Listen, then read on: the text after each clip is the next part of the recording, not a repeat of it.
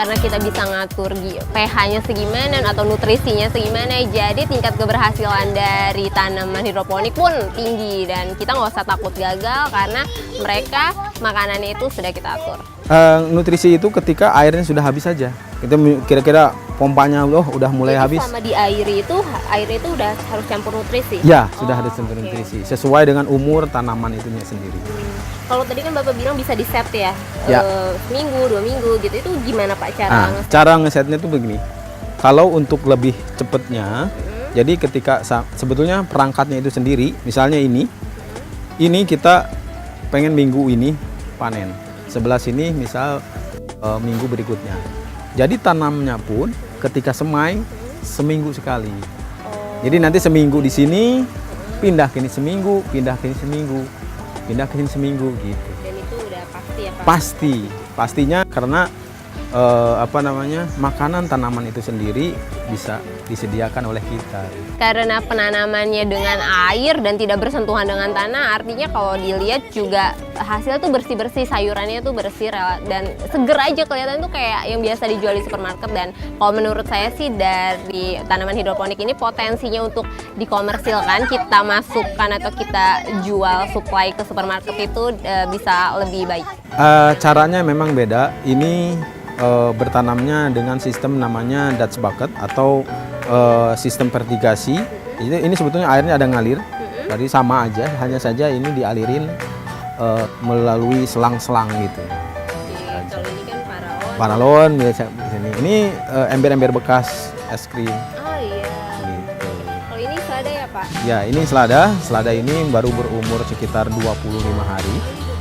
Sebetulnya nanti akan lebih besar lagi ketika paling lama 30 hari sampai 35 bisa dikonsumsi. Untuk bisnis konvensional akan kalah dengan hidroponik karena hasil dari hidroponik itu 3 kali lipat minimal lebih besar penghasilannya dari selain menghasilkan si tanamannya itu 3 kali lipat dari konvensional. Di dalam hidroponik itu memang menyatukan ilmu biologi, ilmu kimia dan juga ilmu matematika. Ilmu matematikanya untuk mengatur atau menghitung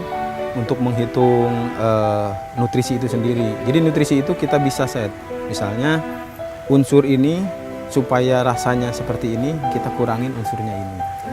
Nah, ini ya. Bisa direkayasa ya. Namanya makanya disebut bahwa ini tadi saya di awal disebut adalah sistem rekayasa. Semuanya bisa diset. Misalnya kalau sayurannya ini mau lebih panjang masa penyimpanannya dikurangi unsur ini. Tingkat keberhasilannya lebih tinggi dan juga kepastian dalam bertanamnya itu beratnya pun sudah bisa diukur. Ya.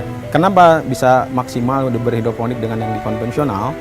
Pertama, tanaman itu tidak mencari makanannya dia sendiri, tetapi makanannya sudah disediakan oleh kita. Itu kenapa hidroponik lebih maksimal, lebih besar dan juga beratnya itu sampai satu ini aja bisa sampai 250 gram. Ini sistemnya yang paling sederhana tadi. Ini kebetulan apung, ya. Jadi ini dari bekas ember, bekas es krim tadi. Ini seperti ini. Ya. Ini bawahnya air. Apa? Ini akarnya. Ini akarnya. Ya, akarnya itu air nutrisinya. Nah, seperti ini. Ini sekitar berumur sebulan kurang. Kalau si melon ini berapa lama untuk sampai? Kalau di konvensional itu sekitar 75 hari dari menebar benih itu tadi. Iya, sama.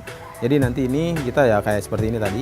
Ini harus dikawinkan, kalau enggak nanti telat akan tidak berbuah. Ini sebetulnya tadinya sudah banyak, hanya karena telat di dalam penyerbukan tadi. Jenis tanaman yang bisa di hidroponik semua tanaman bisa. Hanya saja yang berbatang atau istilahnya berbatang besar kayak pohon jambu, pohon jeruk. Karena kan itu pengikat akarnya nanti akan otomatis medianya akan mesti lebih besar. Itu yang nggak mungkin. Yang mungkin dilakukan adalah ya pertama kayak sayur-sayuran, buah-buahan, sayur buah gitu. Yang tidak berbatang besar. Ini yang disebut tadi NFT atau DFT.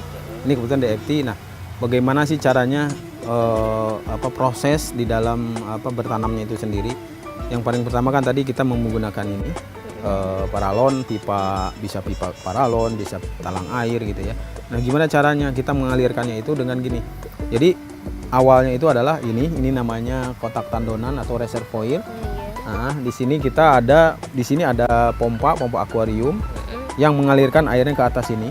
Oh iya. Air masing-masing pipa. Nah, di sana nanti ada namanya outlet. Outlet itu pembuangan, air pembuangan yang nantinya akan kembali ke dalam tandonan. Iya. Jadi pertamanya seperti itu. Jadi air itu ngalir terus seperti di akuarium.